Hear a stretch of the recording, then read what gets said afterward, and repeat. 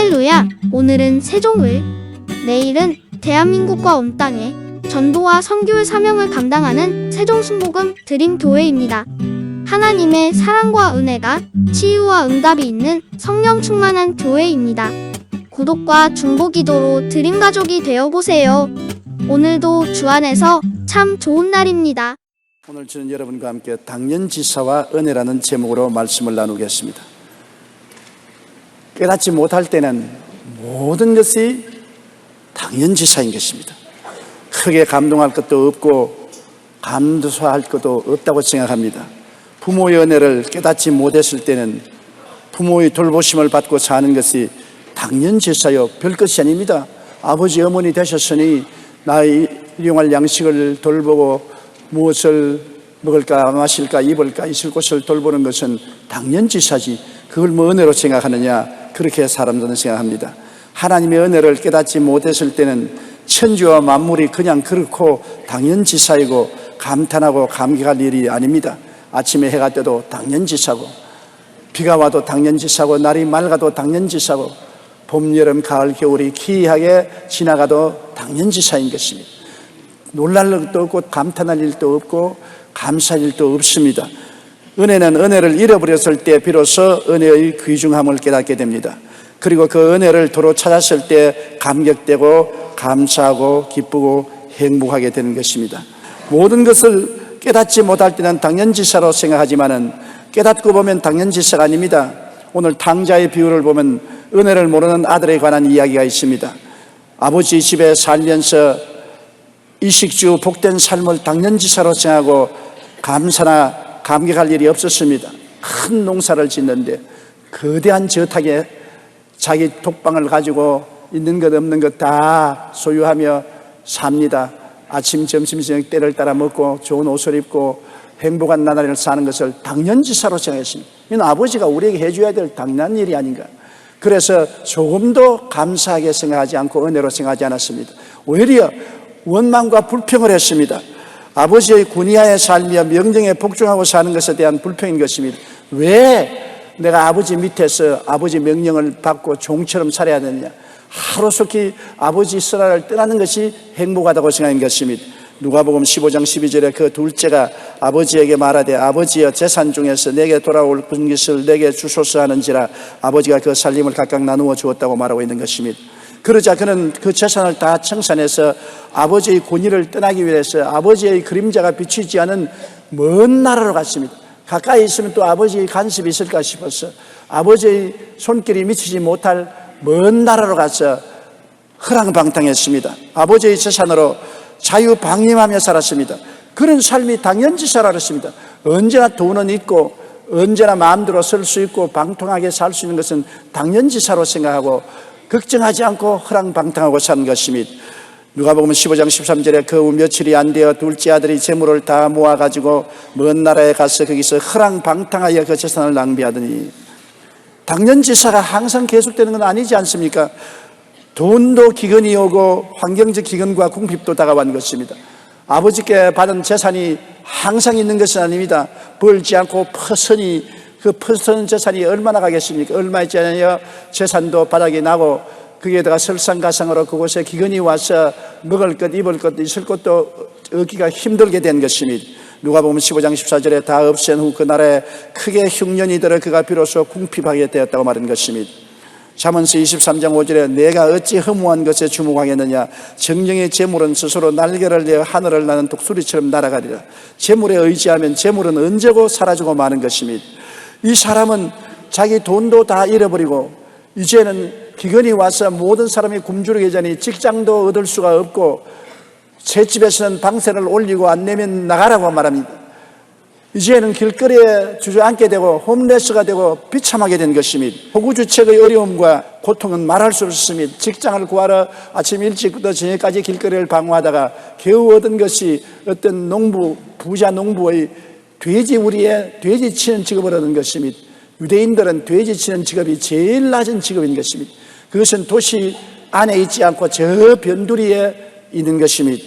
누가복음 15장 15절에 가서 그 나라 백성 중 한 사람에게 붙여서 하니 그가 그를 들로 보내어 돼지를 치게 되었는데, 돼지를 치면서도 배고프고 춥고 괴로움이 말로 다 할 수 없었습니다.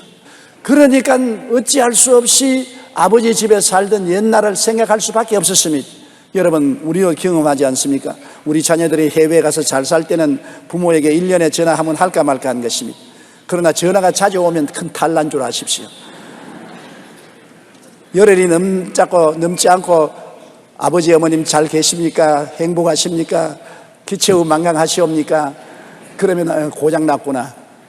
비로소 부모를 생각하고 부모의 은혜를 기억하는 것은 그만큼 자기가 어렵게 되었다는 것입니다. 고통스러우니까 부모의 설화 밑에 살던 그 옛날의 축복이 기억이 나는 것입니다. 당연지사가 아닌 것을 알게 된 것입니다. 이 당자도 누가복음 15장 16절로 11절에 보면 그가 돼지 먹는 쥐염 열매로 배를 채우고자 하되 주는 자가 없는지라 이에 스스로 돌이켜 이르되 내 아버지에게는 양식이 풍족한 품꾼이 얼마나 많은가. 나는 여기서 줄여 죽는구나. 줄여 죽게 되자 의식주의 생활이 당연지사가 아니라 아버지의 크신 은혜라는 것을 깨달았습니다. 매일같이 자고 깨고 일어나고 먹고 마시고 사는 것은 당연지사지, 그렇게 생각했는데 아니에요. 자기가 굶주려 죽게 되어 보니 그것이 당연지사가 아니라 아버지 어머니의 특별하신 배려와 사랑과 돌보심의 따뜻한 손길이요 큰 은혜라는 것을 깨닫게 된 것입니다. 그에게 당연지사는 하나도 없었습니다. 은혜만이 그를 살릴 수 있다는 것을 깨달았습니다. 그래서 은혜 없이는 못 산다는 것을 깨달았습니다. 이것이 이 아들에게는 큰 깨달음인 것입니다. 그가 신발을 신지 못하고 등에 옷이 다 벗겨지고 손이 터지고 배가 굶주려지고 얼굴이 뼈만 남게 되고 앙상하게 되었을 때 비로소 인생을 사는 것이 당연지사가 아니라 모든 것이 은혜구나 하는 것을 생각하게 된 것입니다. 먹고 마시고 자고 깨는 것이 그대로 되는 것이 아니구나. 이 하나님의 은혜 아니고 아버지의 은혜 아니고는 살 수가 없다는 은혜를 생각하게 된 것입니다. 그래서 그는 은혜를 찾아서 돌아가기로 작정한 것입니다. 아버지께로 돌아가서 이제는 아버지를 당연지사의 아버지로 생각하지 아니하고 은혜를 베푸는 주인으로 섬기고 자기의 아들이 된 것은 당연지사로 생각하지 아니하고 품꾼으로 복종하는 삶을 갖겠다고 마음에 결심했습니다. 큰 변화가 왔습니다. 당연지사일 때는 아버지가 날 돌보는 건 당연한 건 아니에요. 나는 아버지 아들이니 상속을 받는 건 당연한 일 아니에요. 그랬다가 고난을 닦고 보니 아버지가 크게 보입니다. 위대하게 보입니다.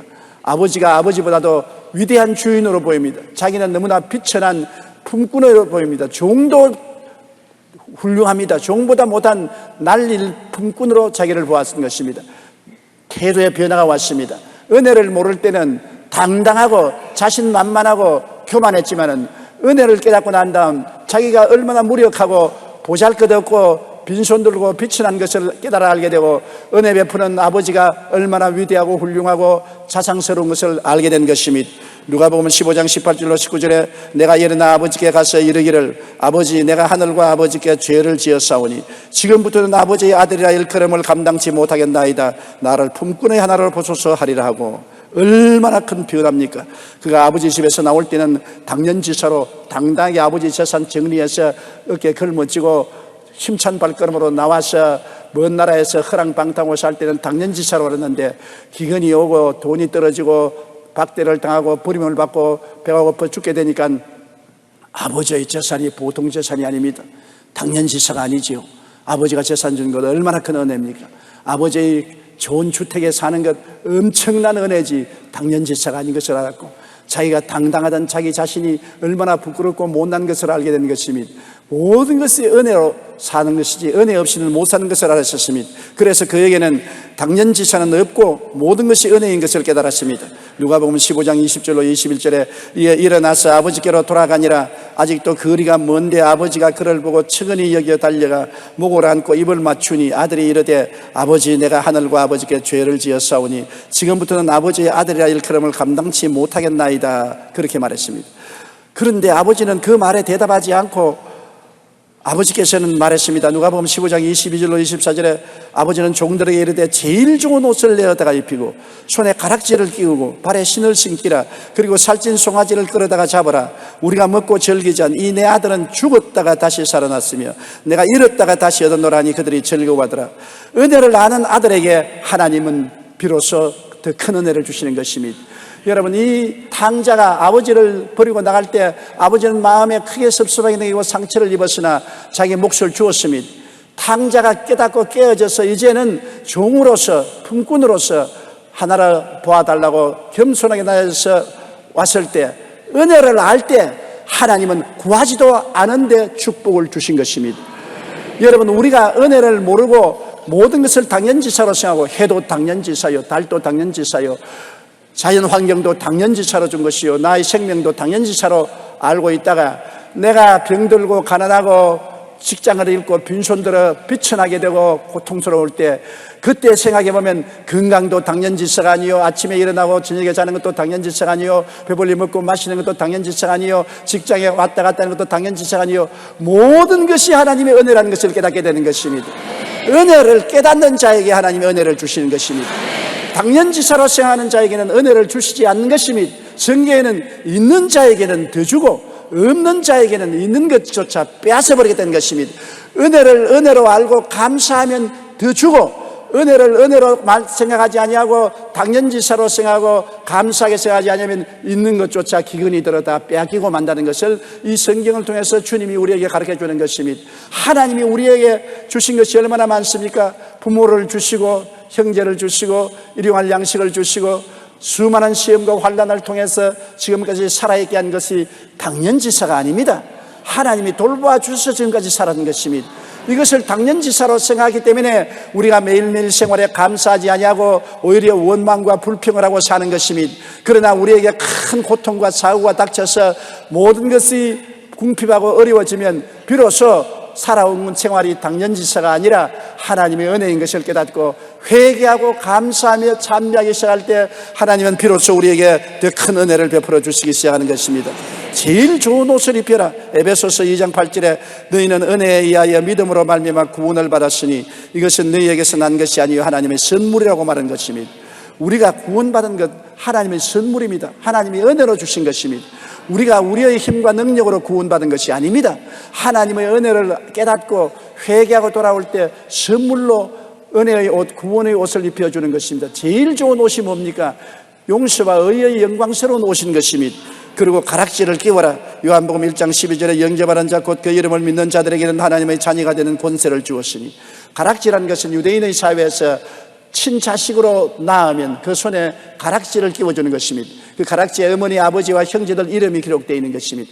이 아들은 집을 나갈 때 가락지를 뽑아서 던져버렸습니다. 나는 이 집안 식구 아니라고 했습니다. 그러나 은혜를 깨닫고 돌아오니까 도로 아들로 만들어주신 것입니다. 우리도 죄를 짓고 불의하고 추악하여 하나님을 떠났지만은 회개하고 돌아오면 하나님께서 자녀가 된 증거로서 가락지를 끼워주시는 것입니다. 성령의 가락지를 우리에게 끼워주어서 하나님의 자녀의 권세를 주신 것입니다. 신발을 신겨라. 여러분, 옛날에 종은 신발을 신지 않고 맨발 벗고 다닙니다. 아들은 신발을 신습니다. 밭에서 일할 때 아들도 일하고 종들도 같이 일하는데 누가 아들이고 종인지 알려면 발을 보면 아는 것입니다. 신발을 신지 않은 자는 종이고 신발을 신고 일하는 자는 아들인 것입니다. 우리에게는 하나님이 신발을 예비해 주는 것입니다. 요한 3서 1장 2절에 사랑하는 자여 내 영혼이 잘됨같이 내가 범사에 잘되고 강건하기를 내가 강구하노라. 삼중 축복이란 신발을 예비해 주신 것입니다. 은혜를 아는 자에게 이렇게 인생을 풍부하게 살도록 신발을 내려주시는 것입니다. 그 다음 그 아들에게 원치도 아니했는데 살찐 송아지를 잡았습니다. 빼빼한 병든 송아지가 아니라 살찐 송아지를 잡은 것입니다. 은혜를 아는 자에게는 살찐 송아지를 주시는 것입니다. 로마서 14장 17절에 오직 성령 안에 있는 의와 평강과 희락이라 우리에게 살찐 송아지와 같이 의로움과 평강과 희락을 넘치게 채워주시는 것입니다. 안셀럼 그린이 쓴 다시 찾은 마음의 평안이라는 책에는 그림자로부터 도망치려는 사람에 대한 이야기가 있습니다. 자신의 그림자를 몹시 못마땅하게 여기는 사람이 있었습니다. 그는 계속 자신을 쫄쫄 따라다니는 그림자가 미워서 물러가 돌아보면 또 따라옵니다. 그래서 그림자로서부터 피하려고 뛰니까 순식간에 발 뒤꿈치에 그림자는 따라옵니다. 요놈의 자식 못 따라오게 내가 죽도록 달려야 되겠다고 숨이 턱에 닿도록 뛰고 심장이 입으로 튀어나올 정도로 뛰다가 끄꾸러졌습니다. 그러고 난 다음에 다시 깨어나지 못하고 죽고 마는 것입니다. 그런데 그가 뛰어 달아나던 그 옆에 큰 나무숲이 우거져 있는데 어느 순간이고 나무숲으로 돌아갔으면 그림자는 사라질 것인데 왜 나무숲에 들어가지 않고 땅땅 쪼이는 태양빛 아래서 뛰었는지 모르겠습니다. 바보입니다. 그러나 우리가 그러신 것입니다. 하나님이 십자가를 통해서 큰 은혜의 그늘을 비추고 있는데 그 십자가 그늘 밑에 들어가지 않고 나 힘으로, 나의 수단으로, 나의 지혜로, 나의 총명으로, 나의 노력으로 살겠다고 뛰어갑니다. 더 열심히, 더 열심히, 더 열심히, 더 일찍 일어나고 더 늦게 누우며 더 애쓰고 더 힘써서 살아야지. 그러다가 지치고 피곤하고 좌절과 절망에 들려서 죽어버린 것입니다. 그러나 내내 뒤에 따라온 것은 예수님의 은혜의 십자가인 것입니다. 십자가 그늘 밑에 피할 곳이 있습니다. 십자가 그늘 밑에 들어오면 그림자가 사라질 것인데 세상의 염려, 근심, 불안, 초조, 절망의 그림자를 뒤에 걸머쥐고 뛴 것은 십자가 밑에 들어오지 않았기 때문에 그런 것입니다. 오늘 우리는 하나님의 은혜를 알고 은혜 속에 들어오면 은혜가 우리를 구출해 주는 것입니다. 내 힘으로 못 사는 것을 깨달았을 때 은혜를 발견하게 되는 것입니다. 내가 내 힘으로 할 수 있다, 내 힘에 의지하고 나를 자랑 삼을 때는 은혜가 필요 없는 것입니다. 내 주먹을 믿고 산다, 내 능력을 믿고 산다, 내 학력을 믿고 산다, 나의 능력으로 산다, 자기를 의지할 때 은혜를 저버리는 것입니다. 그러나 내가 죄를 짓고 불의하고 추악하여 절대로 내 힘으로 죄를 청산할 수 없어 마음의 죄책과 정죄감으로 고통을 당할 때, 아무리 울어도 못하고 힘쓰도 못하고 애쓰도 못하고 죄로 고통당할 때, 그때 나는 죄를 이길 수가 없고 죄를 틀어볼 수가 없구나, 나의 죄를 용서해 줄 분은 예수님의 십자가 보혈밖에 없구나. 그래서 비로소 하나님의 은혜를 발견하게 되는 것입니다. 용서와 의의 은혜를 깨닫는 것입니다. 로마서 3장 23절로 24절에 모든 사람이 죄를 범하였으며 하나님의 영광에 이르지 못하더니 그리스도 예수 안에 있는 속량으로 말미암아 하나님의 은혜로 값없이 어렵다 하심을 얻은 자 되었느니라. 값을 지불하고 죄를 용서받으려고 하니 안 되는데 알고 보니 십자가 밑에서 은혜로 용서와 의를 얻게 된 것을 알게 되는 것입니다. 자기 죄를 깨닫고 자기 힘으로 죄를 이길 수 없다는 것을 깨달은 사람만이 하나님이 주시는 은혜를 알고 십자가 밑에 찾아오게 되는 것입니다. 내가 깨끗하지 못할 때 아무리 씻으려고 해도 세상과 마귀가 들어붙어서 음란하고 방탕하고 술 취하고 세속적으로 살고 거짓말하고 사기치고 아무리 씻으려고 해도 안 될 때 나는 할 수 없습니다. 애를 써도 안 되고 힘을 써도 안 되고 노력해도 안 됩니다. 어떻게 할까요? 그럴 때 십자가 밑에 나오면 하나님의 은혜로 성령의 능력으로 죄와 사망의 법에서 해방시켜 주시는 것입니다. 비로소 자기 힘으로 의롭고 거룩하게 못 산다는 것을 깨달아야 예수님께 나와서 성령으로 체험을 받고 거룩하고 깨끗한 삶을 살 수 있는 것입니다. 내가 배가 고픈 것을 알아야 밥을 찾지, 내가 목이 마른 것을 알아야 물을 찾지, 내가 옷을 벗은 줄 알으면 옷을 찾는 것 같이 자기가 얼마나 무력하고 무능한 것을 알아야 주님께 나와서 성령의 은혜를 추구하는 것입니다. 고린도전서 6장 11절에 보면 주 예수 그리스도의 이름과 우리 하나님의 성령 안에서 씻음과 거룩함과 의롭다 하심을 받았느니라. 성령이 오시면 씻어주시고 거룩하고 의롭다고 만들어주는 것입니다. 내가 병이 들어서 온갖 약을 다 먹고 온갖 병원에 다 가고 온갖 의사들의 치료를 다 받아도 안 나으니까 이제는 약도 소용없다, 의사도 소용없다, 나는 나을 수가 없다, 죽게 되었다. 그러면 어딜 갑니까? 오살리 기도원으로 갑니다. 왜? 그때야 하나님의 도움을 찾는 것입니다. 건강하는 자에게는 의원이 쓸데없고 병든 자에게야 쓸데있다는 것입니다. 건강한데 무슨 의원이 필요한 것입니까? 병이 드니까 의원이 필요하지요. 못 나가니까, 고통스러우니까 주님을 찾아 나오는 것입니다. 치료하시는 하나님의 은혜를 그때는 깨닫게 되는 것입니다. 베드로전서 2장 24절에 친히 나무에 달려 그 몸으로 우리의 죄를 담당하였으니 이는 우리로 죄에 대하여 죽고 의에 대하여 살게 하려 하심이라. 제가 채찍에 맞음으로 너희가 나음을 얻었나니, 그렇게 말하고 있는 것입니다. 우리가 세상에서 잘 살 때는 하나님 필요 없습니다. 하나님을 뭐 의지하노? 내 잘 먹고 잘 입고 잘 사는데, 내가 열심히 일해서 잘 투자해서 사업 잘해서 잘 사는데 무슨 하나님께 감사할 거느냐? 잘 될 때 그런 큰 소리 합니다. 그러므로 부자가 천당에 들어가는 것은 약대가 바늘기로 들어가는 것보다 힘듭니다. 부자는 이 세상의 부자일지 몰라도 참으로 불행한 사람인 것은 재물을 의지하고 부를 의지하기 때문에 하나님을 찾지 않고 하나님을 의지하지 않습니다. 마음이 가난한 자가 복이 있나니 천국이 저희 것이며, 가난해야 나를 구하게 만들어주시는 하나님을 찾게 되는 것입니다. 여러분께서 예수 믿기 전에 부자 안 된 것 얼마나 감사한지 몰라요. 예수 믿기 전에 부자여 부족한 것이 없으면 여러분께서는 하나님을 비웃고 교회 나간 사람을 비웃을 것입니다. 그러나 그 부귀와 영화가 며칠 갑니까? 얼마나 있어 다 바람같이 사라지고 말고 결국에는 죽음의 요단강 건너갈 때 빈손 들고 건너가고 영원한 지옥불에 떨어지고 마는 것입니다. 내가 못 살 때 잘 살게 해주시는 하나님의 은혜를 깨닫게 되는 것입니다. 고린도후서 8장 9절에 우리 주 예수 그리스도의 은혜를 너희가 알거니와 부유하신 이로서 너희를 위하여 가난하게 되시면 그의 가난함을 말미암아 너희로 부욕해 하리 하심이라. 여러분, 가난해져야 부욕해 해주시는 주님을 찾게 되는 것입니다. 내가 지옥 간다는 것을 알 때 천국으로 보내주시는 주님의 은혜를 깨닫게 되는 것입니다.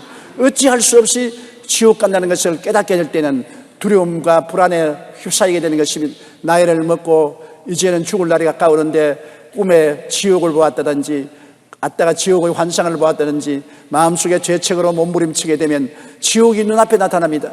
자기 힘으로 지옥에 안 가려고 발부둥 쳐도 무슨 소용이 있습니까? 그때 지옥에서 우리를 건져주신 예수 십자가를 생각하게 되는 것입니다. 요한복음 14장 1절로 3절에 너희는 마음에 근심하지 말라. 하나님을 믿으니 또 나를 믿으라. 내 아버지 집에 거할 곳이 많도다. 그렇지 않으면 너희에게 일렀으리라. 내가 너희를 위하여 거처를 예비하러 가노니 가서 너희를 위하여 거처를 예비하면 내가 다시 와서 너희를 내게로 영접하여 나 있는 곳에 너희에게 있게 하리라. 우리가 가는 저편에 거처가 있는 것을 알면 마음이 편안하지 않아요. 우리가 이 세상을 떠나가면서 저 건너편에 거처가 있는 것을 모릅니다. 버림받은 존재가 되는 것입니다. 광야 같은 죽음의 저 건너편으로 밀려가는 것입니다. 얼마나 불안하고 절망적인 것입니까? 그러나 우리는 우리 거처가 예비되어 있고 천사들이 우리를 영접하고 환영할 것을 알기 때문에 죽음이란 터널을 지날 때 안심하고 편안하게 죽음의 터널을 지날 수 있는 것입니다. 우리의 힘으로 되는 것이 아닙니다. 주님을 의지하기 때문에 주님의 은혜로 그렇게 되는 것입니다. 역사상 많은 크리스찬 화가들이 돌아온 탕자를 소재로 그림을 그렸습니다. 그 가운데 가장 유명한 그림이 렘브란트의 탕자의 귀향인 것입니다. 수채화로 그린 이 그림에는 아버지와 아들의 만남 장면이 매우 인상적입니다. 신발이 다 헤어져 왼쪽 신발은 아예 신을 수 없어 벗겨져 있고 오른쪽 신발은 다 닳아서 밑창이 없이 구멍이 나서 발바닥이 훤히 들여다 보입니다. 신분을 상징하는 겉옷은 없고 남루한 속옷 한쪽을 걸치고 있습니다. 머리카락은 마치 죄수나 범죄자처럼 깎아버렸습니다. 그런 그가 마치 왕처럼 보이는 아버지의 가슴에 왼쪽 귀를 대고 앉겨 있습니다. 빛나는 황금 빨치로 팔을 장식한 아버지는 냄새나는 아들을 따뜻히 감싸 안고 마냥 행복해합니다. 하나님은 이 아들을 탕자나 죄인이라 부르지 않습니다. 이런 아들이 돌아왔다고 말한 것입니다. 모든 사람이 보기에 너무나 더러운 아들입니다. 머리는 산발이 되고 온몸은 상처투성이고 돼지 똥냄새가 나고 옷은 반 벗었고 신발은 거의 벗었고 몸은 남루하기 짝이 없습니다. 누가 봐도 아버지와 같이 저명하고 부자고 훌륭하고 아름다운 장식을 한 그분이 그를 끌어안을 수 없습니다. 온몸에 더러워질 테니까. 그러나 아버지는 돌아오는 탕자를 끌어안았습니다. 그리고 너무나 기뻐했습니다. 왜 그럴까요? 그 아들이 나갈 때는 은혜를 모르고 나간 것입니다. 모든 것을 당연지사로 생각하여 나가다가 고난을 통해서 깨어져서 이제는 은혜를 알고 돌아오게 된 것입니다. 아버지 집에 사는 것이 품꾼으로 살아도 얼마나 은혜인 것을 알고 은혜를 깨닫고 오는 아들은 아버지가 그 더러운 그대로 못난 그대로 병든 그대로 추악한 그대로 끌어안은 것입니다. 여러분, 하나님이 얼마나 거룩하고 영광스럽고 존귀하신 하나님이신 것입니까?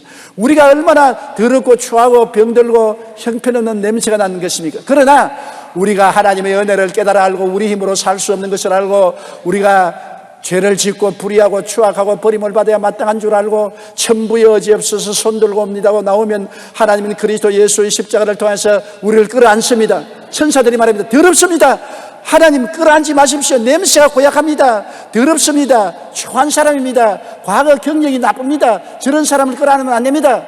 그러나 하나님 말하기도 아니라 내 아들은 잃었다가 다시 찾았으며 죽었다가 다시 얻었다. 은혜를 모를 때는 이런 아들이요, 당연지사로 생각하고 살 때는 죽은 아들인데 은혜를 깨달아 알고 은혜를 찾아 돌아오는 자는 잃었다가 다시 찾았으며 죽었다가 다시 살아난 아들이 되고 마는 것입니다. 내가 빈손 들고 벌거벗을 때 돌봐주시고 입혀주시는 은혜가 감격적이고 감사하여 그 은혜가 행복의 근원이 되는 것입니다. 은혜를 깨달은 사람은 행복합니다. 염려, 근심, 불안, 초조, 절망을 다 아버지께 맡기고 아버지의 품에 의지해서 아버지의 시키는 대로 인생을 살아가면 아버지와 내가 한 팀이 되어서 아름다운 삶을 사니 얼마나 행복한 것입니까? 예수 믿는 것이 가장 행복한 삶인 것입니다. 예수 믿고 사는 것이 가장 큰 축복인 것입니다. 예수 믿고 사는 것이 금세와 넷세의 복락이 된다는 것을 알아야 되는 것입니다. 예수 없이 자기 중심으로 당연지사로 인생을 사는 사람은 이 땅에 사는 동안에도 애를 쓰고 힘을 쓰고 땀을 흘립니다. 그래도 그 속에 행복이 있나요? 여러분, 이 세상에 잘 사는 사람 만나서 행복이 있냐고 물어보십시오. 미국의 가장 큰 석유재벌이었던 폴 게티는 억만장자였으면 그가 만년에 런던에 있을 때 기자들이 찾아와서 물었습니다. 폴 게티 선생님, 일생을 살면서 행복한 적이 있었습니까? 성을 뽀락 내었습니다. 행복이 어디 있어? 어디에 인간의 행복이 있어? 이 세상에 자기 중심으로 살고 모든 것을 당연지사로 여기는 사람에게는 은혜가 무엇인지 모릅니다. 그러므로 은혜를 모르는 사람은 불행하기 짝이 없는 것입니다. 그러나 배고픈 것을 아는 사람은 밥 한 숟갈도 벌벌 떨고 먹으면서 눈물을 흘리는 것입니다.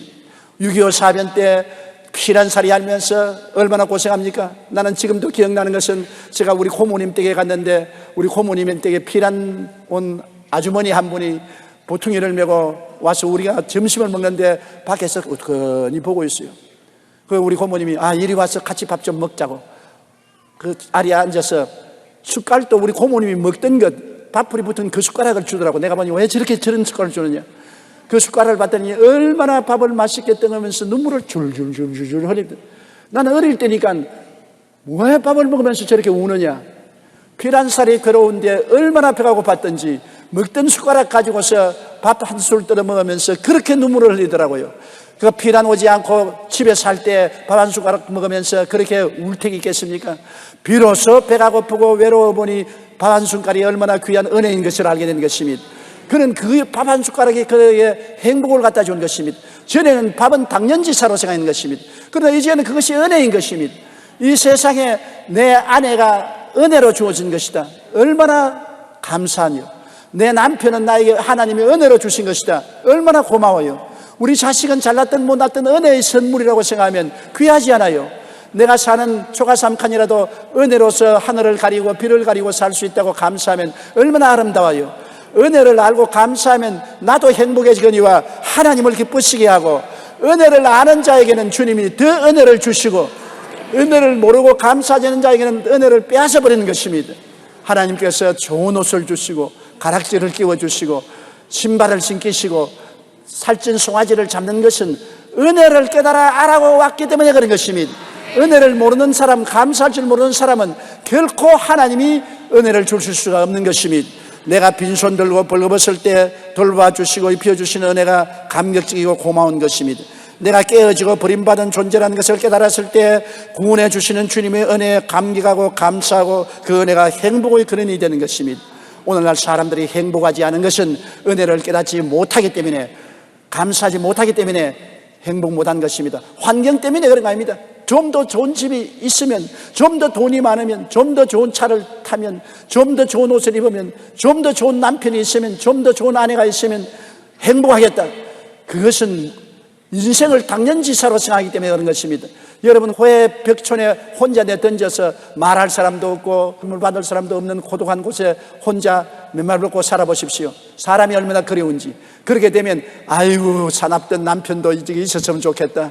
아이고, 바지 긁던 아내도 여기 있었으면 좋겠다. 자식이라도 함께 있었으면 좋겠다. 아이고, 다 떨어진 집순잭이라도 하나 있었으면 얼마나 좋겠노. 은혜를 깨닫게 될 때 비로소 자기의 환경에 감사할 줄 아는 것입니다. 감사로 제사를 드리는 자가 나를 영화롭게 하느니 그 행위를 옳게 하는 자에게 나의 구원으로 보이리라고 말씀한 것입니다. 여러분, 당연지사로 생각하지 마십시오. 오늘 교회 와서 앉아서 예배드리는 것 당연지사가 아닙니다. 왜? 북한에 가보니까 교회 예배드릴 교회당도 없고 교회 예배드릴 자유도 없습니다. 정부가 시키는 대로 일을 해야 되는 것입니다. 우리가 자유의 하늘나라에, 자유의 땅 위에 예배드릴 수 있다는 것 얼마나 큰 은혜입니까? 많은 사람이 선거에 동참 안 했지만은 얼마나 바보 같은 일인 것입니까? 우리가 지도자를 뽑을 수 있다는 것 얼마나 우리에게 큰 은혜요 특권입니까? 독재국가에 가면 지도자를 뽑을 권한이 없습니다. 누구든지 지도자가 일어나면 순종하고 따라갈 따름이지 아무 일도 할 수가 없는 것입니다.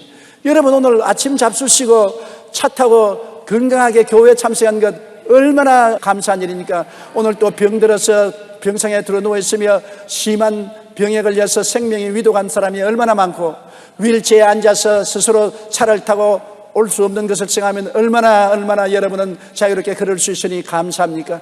사지가 멀쩡하고 백체가 건강한 여러분 자신을 생각할 때 얼마나 감사합니까?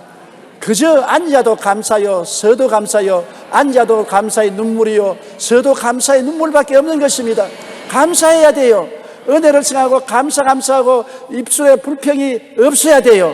불평은 마귀의 역사인 것입니다. 불평이란 예수님 이름으로 내가 쫓아버리고 은혜로서 우리에게 구원을 주신 하나님께 끝없는 감사를 하기 바랍니다. 오늘 여러분 집에 돌아가던 여러분 남편 보고 여보 당신 내 곁에 있어서 감사해요. 부인 보고 살아있어서 감사해요. 건강해서 감사해요. 우리 조그마한 전셋집이라도 월세집이라도 들어 살 수 있으니 감사해요. 감사를 찾아 말씀하시고 감사하게 사는 여러분 되시기를 주님 이름으로 축원합니다.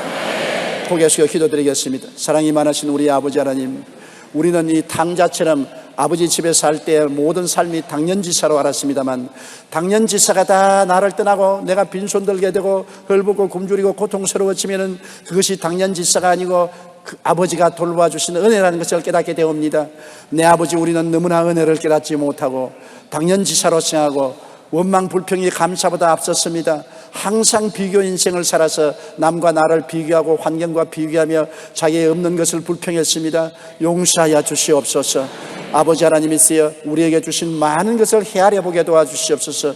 주께서 내게 주신 은혜를 생각하고 헤아려서 감사드리고 감격하는 우리들이 되게 도와주시옵소서. 은혜를 주신 우리 아버지께 감사드리옵고 예수님 이름으로 기도드리옵나이다.